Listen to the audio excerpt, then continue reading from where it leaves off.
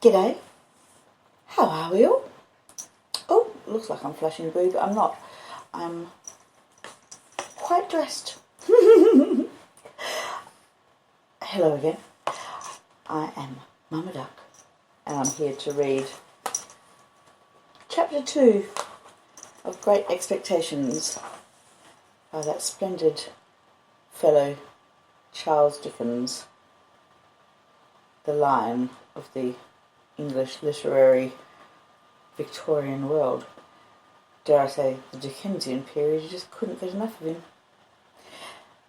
I am, once again, simultaneously recording my live stream via Spreaker on my phone, so that it is published as a podcast chapter in my Storytelling with Mama Duck podcast section, which is on Spotify and all sorts of platforms, because my aged MacBook does not have the best sort of audio recording things. It's all a bit tricky at the moment, but still, if you're very clever and you want to watch me read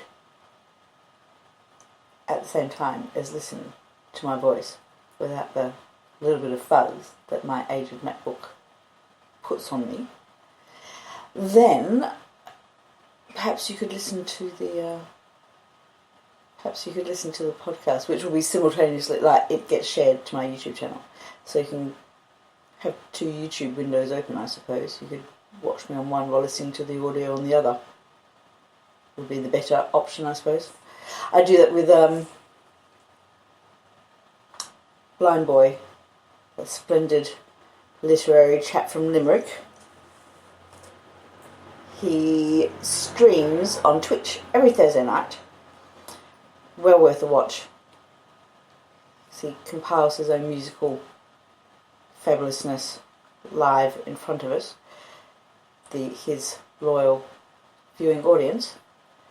I watch him on the big screen, but I listen to him through Twitch on my phone because the phone has better audio.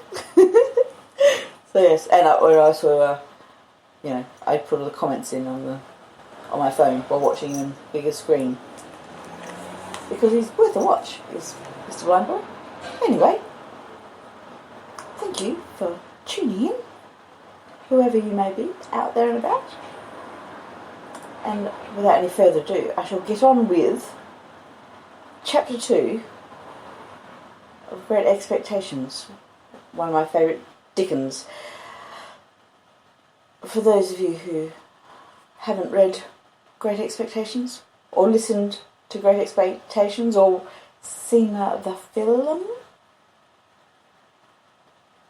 I've already recorded the first chapter, and it's on my YouTube channel here. But I'll bring it up to speed by saying that Pip, young Master Philip Pirrip, is an orphan child who lives with his aunt and uncle, we've established, and he has met a fearsome man while out on the marshes, and that man has threatened him and told him to bring him food and a file to get an iron off his leg. There's only one sort of chap that wears irons on his leg in that sort of era. So, with that having been said, let's get on with it, shall we? Chapter 2, Great Expectations. My sister, Mrs. Jo Gargery, was more than 20 years older than I, and had established a great reputation with herself and the neighbours because she had brought me up by hand. Having at that time to find out for myself what the expression meant, and knowing her to have a hard and heavy hand, and to be much in the habit of laying it upon her husband, as well as upon me, I suppose that Jo Gargery and I were both brought up by hand. She was not a good-looking woman, my sister, and I had a general impression that she must have made Joe Gargery marry her by hand. Joe was a fair man, with curls of flaxen hair on each side of his smooth face, and with eyes of such a very undecided blue that they seemed to have somehow got mixed with their own whites. He was a mild, good-natured, sweet-tempered, easy-going, foolish, dear fellow, a sort of Hercules in strength and also in weakness. My sister, Mrs. Joe, with black hair and eyes, had such a prevailing redness of skin that I sometimes used to wonder whether it was possible she washed herself with a nutmeg grater instead of soap. She was tall and bony, and almost always wore a coarse apron, fastened over her figure behind with 2 loops, and having a square, impregnable bib in front that was stuck full of pins and needles. She made it a powerful merit in herself, and a strong reproach against Joe, that she wore this apron so much. Though I really see no reason why she should have worn it at all, or why, if she did wear it at all, she should not have taken it off every day of her life. Joe's forge adjoined our house, which was a wooden house, as many of the dwellings in our country were, most of them, at that time. When I ran home from the churchyard, the forge was shut up, and Joe was sitting alone in the kitchen. Joe and I being fellow sufferers, and having confidences as such, Joe imparted a confidence to me the moment I raised the latch of the door and peeped in at him opposite to it, sitting in the chimney corner. "Mrs. Joe has been out a dozen times looking for you, Pip, and she's out now, making it a baker's dozen." "Is she?" "Yes, Pip," said Joe, "and what's worse, she's got Tickler with her." At this dismal intelligence, I twisted the only button on my waistcoat round and round and looked in great depression at the fire. Tickler was a wax-ended piece of cane, worn smooth by collision with my tickled frame. "She sat down," said Joe, "and she got up, and she made a grab at Tickler, and she rampaged out. That's what she did," said Joe, slowly clearing the fire between the lower bars with a poker and looking at it. "She rampaged out, Pip." "Has she been gone long, Joe?" I always treated him as a larger species of child, and as no more than my equal. "Well," said Joe, glancing up at the Dutch clock, "she's been on the rampage this last spell about 5 minutes, Pip. She's a common. Get behind the door, old chap, and have the jack-towel betwixt you." I can't possibly do the accent that long, I do apologise. I took the advice. My sister, Mrs. Joe, throwing the door wide open and finding an obstruction behind it, immediately divined the cause, and applied Tickler to its further investigation. She concluded by throwing me, I often served as a connubial missile, at Joe, who, glad to get hold of me on any terms, passed me into the chimney and quietly fenced me up there with his great leg. "Where have you been, you young monkey?" said Mrs. Joe, stamping her foot. "Tell me directly what you've been doing to wear me away with fret and fright and worrit, or I'll have you out of that corner if you was 50 pips and he were 500 gargeries." I'm sorry, I always thought she'd be quite shouty. "I've only been to the churchyard," said I from my stool, crying and rubbing myself. "Churchyard?"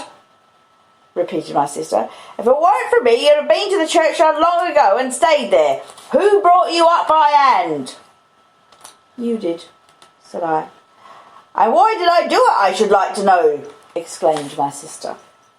I whimpered, "I don't know." "I don't," said my sister. "I'd never do it again.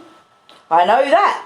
I may truly say I've never had this apron off mine since born you were. It's bad enough to be a blacksmith wife and him a gargery, without being your mother. Goodness. How dreadfully Freudian. Choked on her own words to allow me to wet my whistle.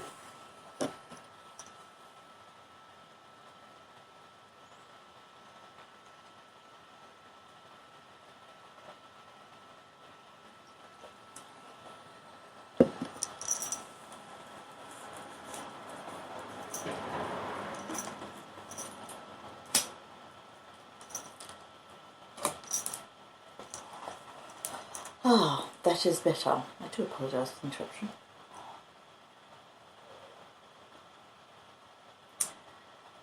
It's bad enough to be a blacksmith's wife and him a gargery without being your mother.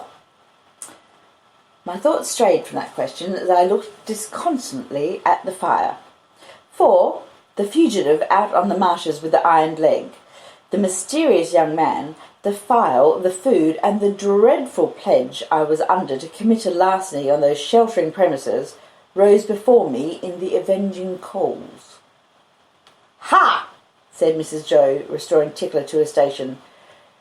"Churchyard indeed! You may well say churchyard, you two." One of us, by the by, had not said it at all. "You'll drive me to the churchyard betwixt you one of these days, and oh, a precious pair you'd be without me." As she applied herself to set the tea things, Joe peeped down at me over his leg, as if he were mentally casting me and himself up, and calculating what kind of pair we practically should make under the grievous circumstances foreshadowed. After that, he sat feeling his right side flaxen curls and whisker, and following Mrs. Joe about with his blue eyes, as his manner always was at squally times. My sister had a trenchant way of cutting our bread and butter for us that never varied.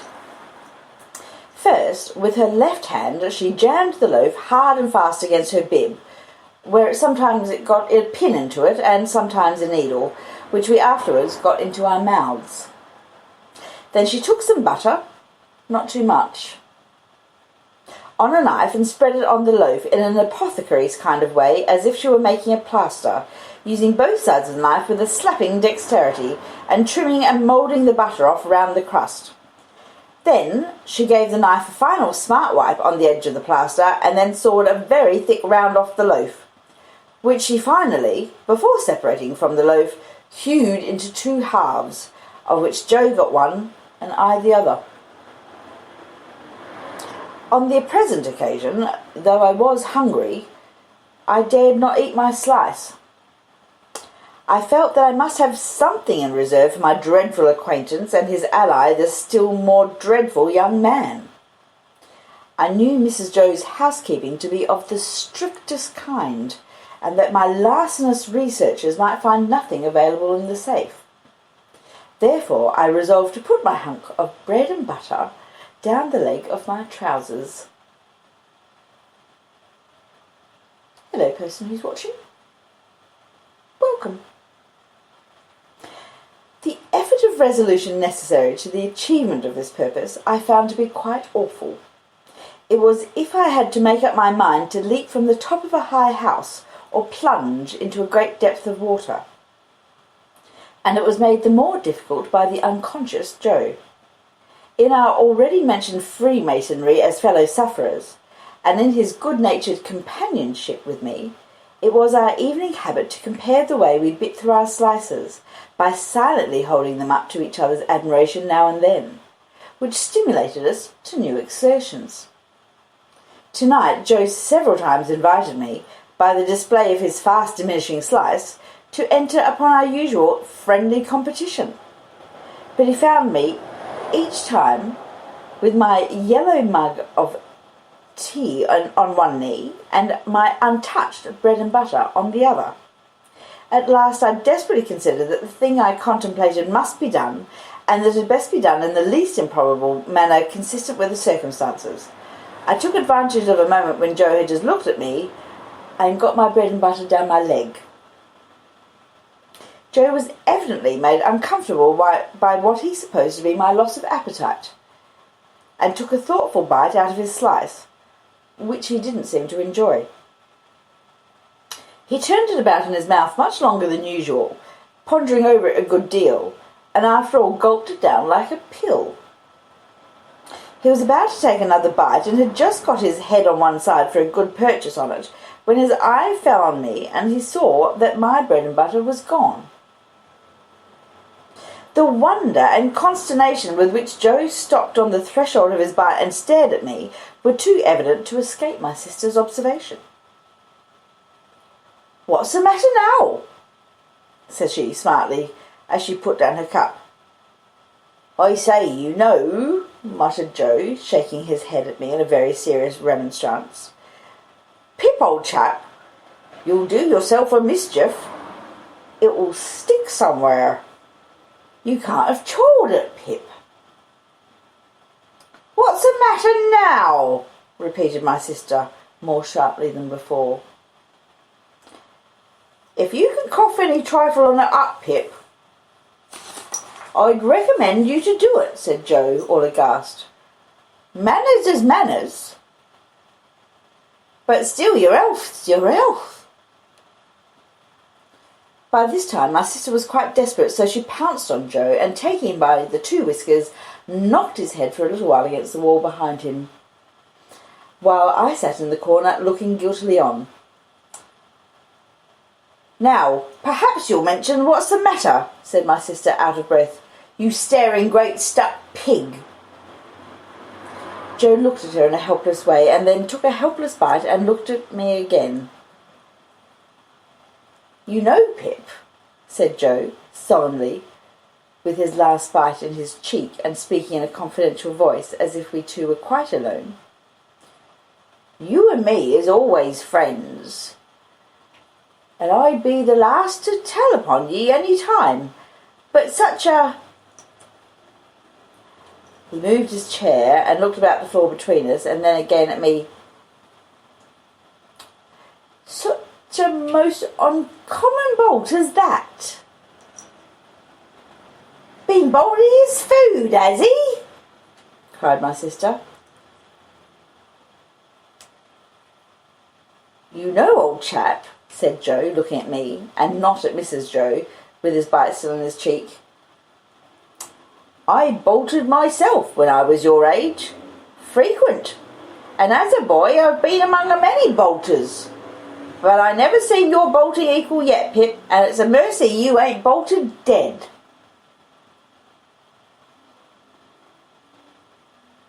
My sister made a dive at me and fished me up by the hair, saying nothing more than the awful words, "You come along and be dosed." Some medical beast had revived tar water in those days as a fine medicine, and Mrs. Joe always kept a supply of it in the cupboard, having a belief in its virtues correspondent to its nastiness. At the best of times, so much of this elixir was administered to me as a choice restorative that I was conscious of going about smelling like a new fence. On this particular evening, the urgency of my case demanded a pint of this mixture, which was poured down my throat for my greater comfort, while Mrs. Joe held my head under her arm, as a boot would be held in a boot-jack. Joe got off with half a pint, but was made to swallow that, much to his disturbance, as he sat slowly munching and meditating before the fire, because he had had a turn. Judging from myself, I should say he certainly had a turn afterwards, as if he had none before. Conscience is a dreadful thing when it accuses man or boy, but when, in the case of a boy, that secret burden cooperates with another secret burden down the leg of his trousers, it is, as I can testify, a great punishment. The guilty knowledge that I was going to rob Mrs. Joe— I never thought I was going to rob Joe, for I never thought of the housekeeping property as his— united to the necessity of always keeping one hand on my bread and butter as I sat, or when I was ordered about the kitchen on any small errand, almost drove me out of my mind. Then, as the marsh winds made the fire glow and flare, I thought I heard the voice outside, of the man with the iron on his leg who had sworn me to secrecy, declaring that he couldn't and wouldn't starve until tomorrow, but must be fed now. At other times I thought, what if the young man who was with so much difficulty restrained from imbruing his hands in me should yield to a constitutional impatience, or should mistake the time, and should think himself accredited to my heart and liver tonight, instead of tomorrow? If ever anybody's hair stood on end with terror, mine must have done so then. But perhaps nobody's ever did? It was Christmas Eve, and I had to stir the pudding for next day with a copper stick from 7 to 8 by the Dutch clock.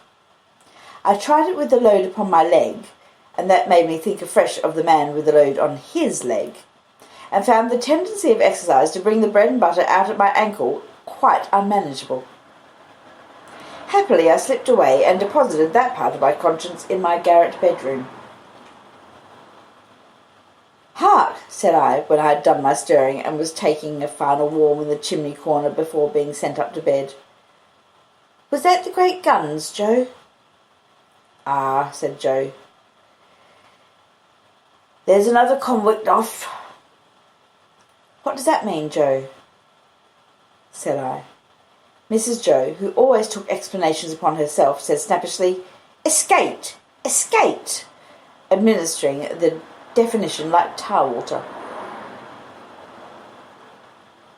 While Mrs. Joe sat with her head bending over her needlework, I put my mouth into the forms of saying to Joe, "What's a convict?" And Joe put his mouth into the forms of returning such a highly elaborate answer that I could make out nothing of it but the single word pip.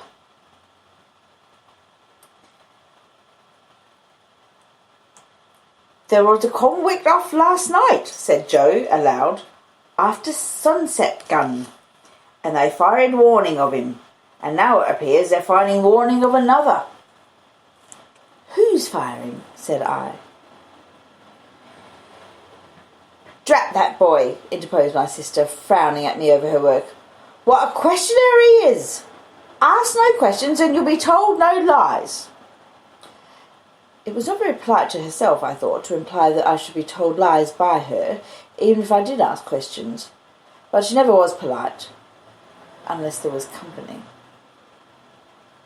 At this point, Joe greatly augmented my curiosity by taking the utmost pains to open his mouth very wide and to put it into the form of a word that looked to me like sulks. Therefore, I naturally pointed to Mrs. Joe and put my mouth in the form of saying, "Her?" But Joe wouldn't hear of that at all, and again opened his mouth very wide and shook the form of a most emphatic word out of it. But I could make nothing of the word. "Mrs. Joe," said I, as a last resort, "I should like to know, if you wouldn't much mind, where the firing comes from." "Lord bless the boy," exclaimed my sister, as if she didn't quite mean that, but rather the contrary. "From the hulks." "Oh," said I, looking at Joe. "Hulks." Joe gave a reproachful cough, as much as to say, "Well, I told you so." "And please, what's hulks?" said I. "That's the way with this boy," exclaimed my sister, pointing me out with her needle and thread and shaking her head at me. "Answer him one question, and he'll ask you a dozen directly. Hulks are prison ships, right across the meshes." We always use that name for marshes in our country. "I wonder who's put into prison ships and why they're put there," said I, and in a general way, with quiet desperation. It was too much for Mrs. Joe, who immediately rose. "I tell you what, young fellow," said she, "I didn't bring you up by hand to badger people's lives out. It would be blame to me and not praise if I had. People are put in the hulks because they murder, and because they rob, and forge, and do all sorts of bad, and they always begin by asking questions. Now you get along to bed." I was never allowed a candle to light me to bed, and as I went upstairs in the dark with my head tingling, from Mrs. Joe's thimble, having played the tambourine upon it to accompany her last words, I felt fearfully sensible of the great convenience that the hulks were handy for me. I was clearly on my way there. I had begun by asking questions, and I was going to rob Mrs. Joe. Since that time, which is far away enough now, I have often thought that few people know what secrecy there is in the young under terror. No matter how unreasonable the terror, so that it be terror. I was in mortal terror of the young man who wanted my heart and liver. I was in mortal terror of my interlocutor with the iron leg. I was in mortal terror of myself, from whom an awful promise had been extracted. I had no hope of deliverance through my all-powerful sister, who repulsed me at every turn. I am afraid to think of what I might have done on requirement in the secrecy of my terror. If I slept at all that night, it was only to imagine myself drifting down the river on a strong spring tide to the hulks, a ghostly pirate calling out to me through a speaking trumpet as I passed the gibbet station that I had better come ashore and be hanged there at once, and not put it off. I was afraid to sleep, even if I had been inclined, for I knew that at the first faint dawn of morning I must rob the pantry. There was no doing it in the night, for there was no getting a light by easy friction then. To have got one, I must have struck it out of flint and steel, and have made a noise like the very pirate himself rattling his chains. As soon as the great black velvet pall outside my great window was shot with grey, I got up and went downstairs, every board upon the way, and every crack in every board calling after me, "Stop, thief, and get up, Mrs. Joe!"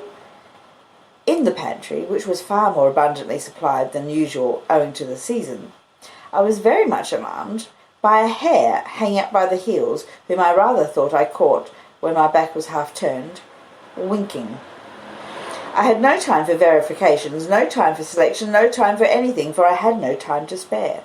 I stole some bread, some rind of cheese, about half a jar of mincemeat, which I tied up in my pocket handkerchief with my last night's slice, some brandy from a stone bottle, which I decanted into a glass bottle I had secretly used for making that intoxicating fluid, Spanish licorice water, up in my room, diluting the stone bottle from a jug in the kitchen cupboard, a meat bone with very little on it, and a beautiful round, compact pork pie. I was nearly going away without the pie, but I was tempted to mount upon a shelf to look what it was that was put away so carefully in a covered earthenware dish in a corner, and I found it was the pie, and I took it, in the hope that it was not intended for early use, and would not be missed for some time. There was a door in the kitchen communicating with the forge. I unlocked and unbolted that door, and got a file from among Joe's tools. Then I put the fastenings as I had found them, opened the door, at which I had entered when I ran home last night, shut it, and ran for the misty marshes. And that was chapter 2 of Great Expectations by the venerable Charles Dickens, as read by me, the infamous Mama Duck, in Ossian Island. You are most welcome to like, subscribe and share my videos. In fact, I would beg you to do so.